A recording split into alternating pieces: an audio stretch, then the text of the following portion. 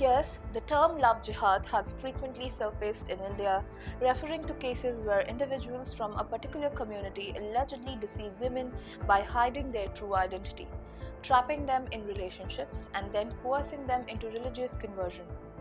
This phenomenon has raised serious concerns, with multiple cases coming to light where Hindu women have been targeted, manipulated, and forced into unfavorable situations.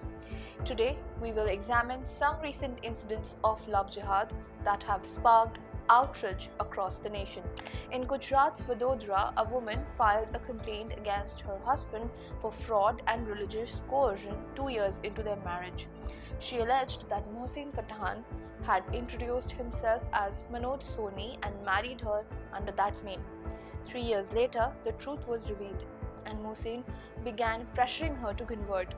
Investigations revealed that the victim, previously divorced, was living along with her children when she met Mohsin, a railway employee. Under the false pretense of being a Hindu, Mohsin gained her trust and married her following Hindu rituals.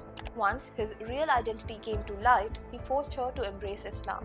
The police have registered a case and started an investigation. Another shocking case of love jihad emerged from Hapur, Uttar Pradesh.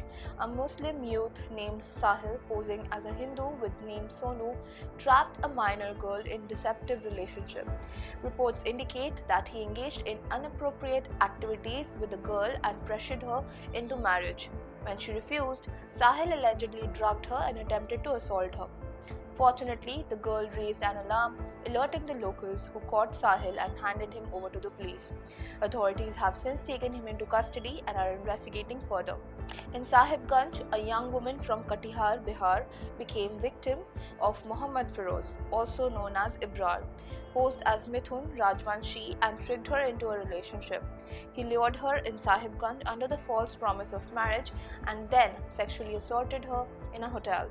Shockingly, Feroz was already married, and his wife caught him red-handed at the hotel. When the victim discovered his true identity and that he was unemployed, she was left in a shock. Police arrested Feroz, sent him to jail, and safely reunited the girl with her family. On February 3rd, the Bajaria police in Uttar Pradesh registered a case against a man named Zubair, who deceived a Hindu student by posing as Suraj. The student, originally from Chhattisgarh, accused Zubair of concealing his true identity and later coercing her to convert to Islam. When she resisted, Zubair and his family allegedly threatened her with severe consequences.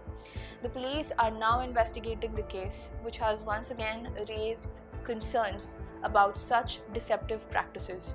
A terrifying case of love jihad was reported in Deoria, where a Muslim youth, Wajim Ali, assumed a fake Hindu identity as Rintu Singh to entrap a Hindu girl.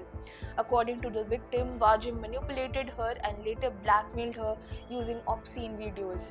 On October 10, 2023, he forcefully married her in Kushinagar with the help of a Maulvi and 8 other people.